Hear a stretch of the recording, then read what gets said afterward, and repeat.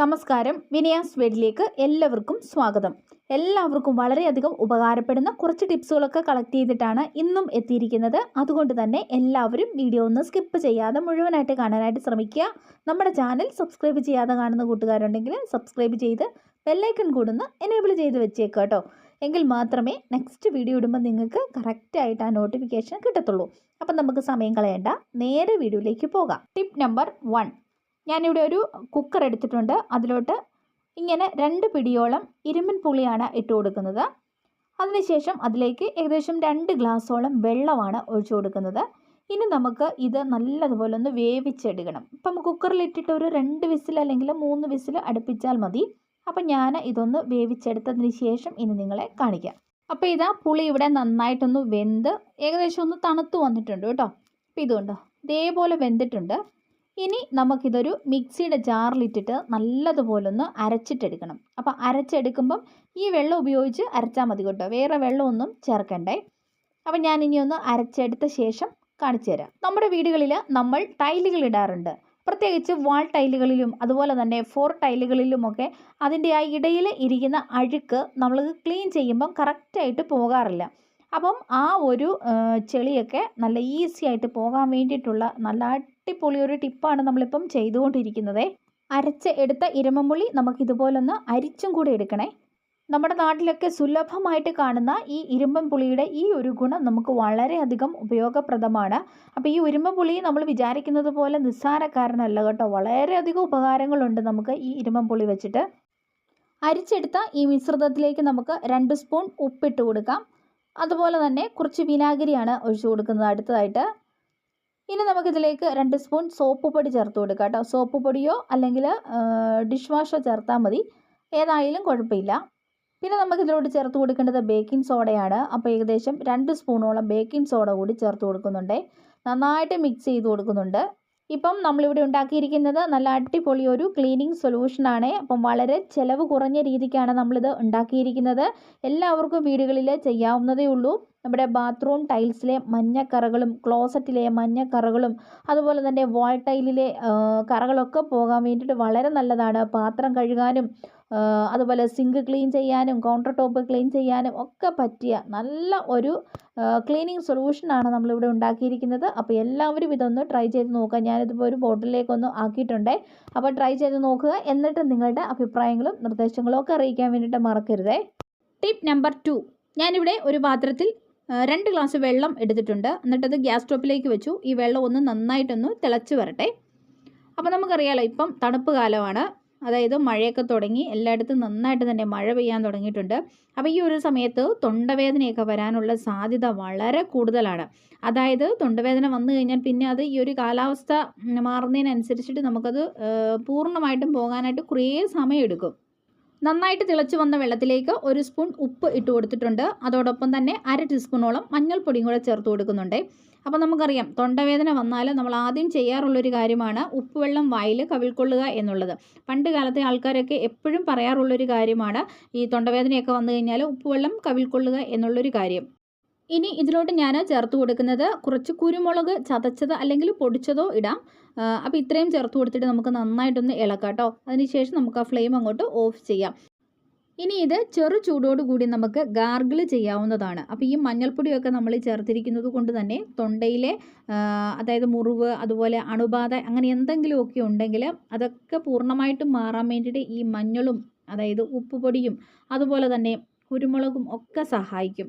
അപ്പം 1 ഗ്ലാസ് ചൂടുവെള്ളത്തിൽ നമ്മൾ ഇതേപോലൊന്ന് ഉപ്പും മഞ്ഞൾപ്പൊടിയും അതുപോലെ തന്നെ കുരുമുളകും കൂടി ചേർത്തിട്ടൊന്ന് ഗാർഗിൾ ചെയ്യുക. ഇത് 2-3 തവണയൊന്ന് ചെയ്യുമ്പോൾ തന്നെ നമുക്ക് ആ ഒരു മാറ്റം കറക്റ്റായിട്ട് നമുക്ക് അറിയാൻ വേണ്ടിയിട്ട് പറ്റും. അപ്പോൾ ഇപ്പോഴത്തെ ഒരു കാലാവസ്ഥയൊക്കെ അനുസരിച്ചിട്ട് എല്ലാവരും അവരവരുടെ ആരോഗ്യം ശ്രദ്ധിക്കുക. അപ്പോൾ തൊണ്ടവേദനയൊക്കെ വന്നിട്ടുണ്ടെങ്കിൽ ഇതുപോലുള്ള വീട്ടുവൈദ്യങ്ങളൊക്കെ ചെയ്യുക കേട്ടോ. അപ്പോൾ എല്ലാവരും ഒന്ന് ട്രൈ ചെയ്ത് നോക്കുക.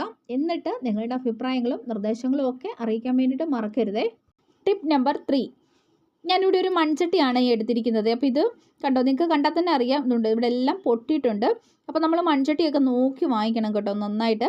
അപ്പം പ്രത്യേകിച്ച് നമ്മുടെ അമ്മമാർക്കൊക്കെ ആണെങ്കിൽ അവർക്ക് നന്നായിട്ട് ചട്ടിയൊക്കെ നോക്കി വാങ്ങിക്കാൻ വേണ്ടിയിട്ട് അറിയാം.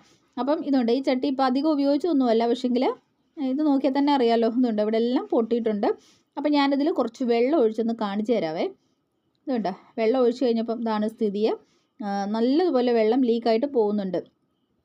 അപ്പോൾ നമ്മളെപ്പോഴും നല്ല മൺചട്ടി നോക്കി വേണം വാങ്ങിക്കാൻ വേണ്ടിയിട്ട്, അല്ലെങ്കിൽ നമുക്ക് കുറച്ച് കഴിയുമ്പോൾ ഇതേപോലൊക്കെ പറ്റും. നിങ്ങൾക്ക് എൻ്റെ കയ്യെ നോക്കിയാൽ തന്നെ അറിയാമല്ലോ, ഇതുണ്ടോ നന്നായിട്ട് തന്നെ ലീക്കായിട്ട് വെള്ളം പോകുന്നുണ്ട്. അപ്പം ഞാൻ ഈ വെള്ളം ഒന്ന് കളഞ്ഞിട്ട് ഇതിൻ്റെ ആ ഒരു ബാക്ക് സൈഡും കൂടെ കാണിച്ചു തരാം.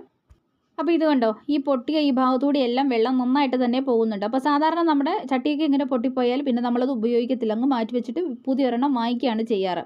അപ്പം നമുക്ക് വളരെ സിമ്പിളായിട്ട് ഈ ചട്ടി നമുക്ക് വീണ്ടും ഉപയോഗിക്കുന്ന രീതിയിൽ ആക്കിയെടുക്കാൻ വേണ്ടിയിട്ട് പറ്റും. അതിന് വേണ്ടിയിട്ടാണ് നമ്മളിവിടെ എടുക്കാൻ പോകുന്നത്. ഇത് കണ്ടോ, ഈന്തപ്പഴമാണ്. നല്ല പഴുത്ത ഈന്തപ്പഴം ഉണ്ടെങ്കിൽ ഒരു 1-2 എണ്ണം മതിയാകും. അപ്പം ഞാനത് ഈന്തപ്പഴം ഇവിടെ എടുത്തിട്ടുണ്ട്. ഇനി ഈന്തപ്പഴം വെച്ചിട്ട് എങ്ങനെയാണ് ഈ ചട്ടി നമുക്ക് അടയ്ക്കുന്നത് എന്ന് നോക്കാം കേട്ടോ.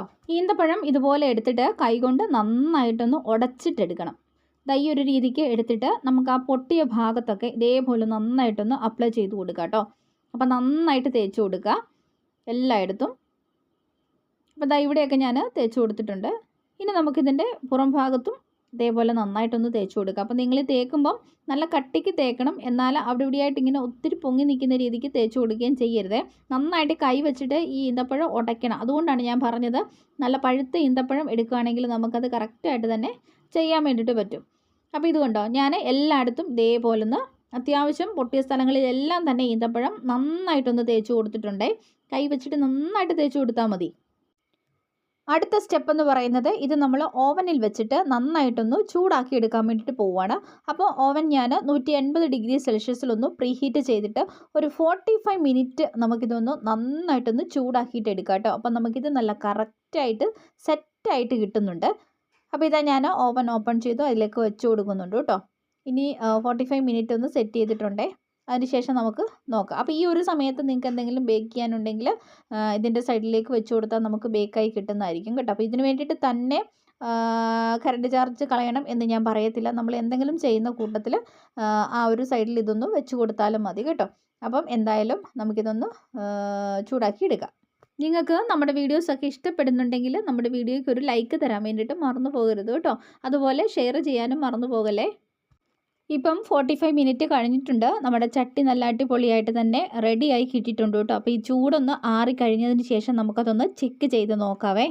ചട്ടി ഇപ്പം നന്നായിട്ട് തണുത്ത് വന്നിട്ടുണ്ട്. അപ്പോൾ ഇതാണ് ചട്ടിയുടെ അവസ്ഥ. ഇതുണ്ടോ, നല്ല അടിപൊളിയായിട്ട് തന്നെ നമുക്കിത് റെഡിയായി കിട്ടിയിട്ടുണ്ട്. നമുക്കൊന്ന് ചെക്ക് ചെയ്ത് നോക്കാം. അപ്പോൾ ഇതിനകത്ത് ഞാൻ കുറച്ച് വെള്ളം ഒഴിച്ചു കൊടുക്കുന്നുണ്ട്. അപ്പോൾ ഇതാ വെള്ളം ഒഴിച്ചു. ഇനി നമുക്ക് കൈ കൊണ്ടൊന്ന് നോക്കാം കേട്ടോ. അപ്പോൾ ഇത് കണ്ടോ, ഒരു തുള്ളി പോലും ചോർച്ചയില്ലാതെല്ലാം നന്നായിട്ട് തന്നെ അടഞ്ഞു കിട്ടിയിട്ടുണ്ട്. അപ്പോൾ ഇനി നമുക്കിത് അടുപ്പിലൊക്കെ വെച്ച് നമ്മൾ ഫുഡ് ഉണ്ടാക്കുമ്പം ഒട്ടും തന്നെ ലീക്കാകത്തില്ല കേട്ടോ. അപ്പം നമുക്ക് ഇനിയിപ്പോൾ ഈ ഈന്തപ്പഴത്തിൻ്റെ എല്ലാം നമുക്ക് നന്നായിട്ടൊന്ന് വാഷ് ചെയ്തിട്ട് എടുക്കാം. നന്നായിട്ട് ഞാനൊന്ന് കഴുകിയെടുത്തിട്ട് വരുന്നുണ്ട്. ഇതിപ്പം നന്നായിട്ട് കഴുകിയെടുത്തിട്ടുണ്ട്. എന്നിട്ടും ഒരു തുള്ളി പോലും ലീക്കായി പോകുന്നില്ല കേട്ടോ. അപ്പോൾ ഈന്തപ്പഴം വെച്ചിട്ട് ഇങ്ങനെ ചെയ്താൽ തീർച്ചയായിട്ടും നിങ്ങളുടെ ചട്ടി വീണ്ടും നമുക്ക് പഴയതുപോലെ തന്നെ ഉപയോഗിക്കാൻ വേണ്ടിയിട്ട് പറ്റും. അപ്പോൾ ഈ ഒരു ടിപ്പ് നിങ്ങളെല്ലാവരും ഒന്ന് ഫോളോ ചെയ്ത് നോക്കുക കേട്ടോ. അപ്പോൾ ഇനി ആരും പൊട്ടിയ ചട്ടിയൊന്നും വെറുതെ കളയരുത്. ചട്ടിയൊക്കെ ഇതേപോലെ നമുക്ക് റെഡിയാക്കി എടുക്കാൻ വേണ്ടിയിട്ട് പറ്റും. അപ്പോൾ ഇന്നത്തെ ടിപ്സുകളൊക്കെ നിങ്ങൾക്ക് വളരെയധികം ഉപകാരപ്രദമായി എന്ന് കരുതുന്നു. ഇതുപോലെ നല്ല നല്ല ടിപ്സുകളൊക്കെ ആയിട്ട് വീണ്ടും നമുക്ക് തൊട്ടടുത്ത ദിവസം തന്നെ വീണ്ടും കാണാം. അതുവരെ എല്ലാവർക്കും ബൈ. Thanks for watching.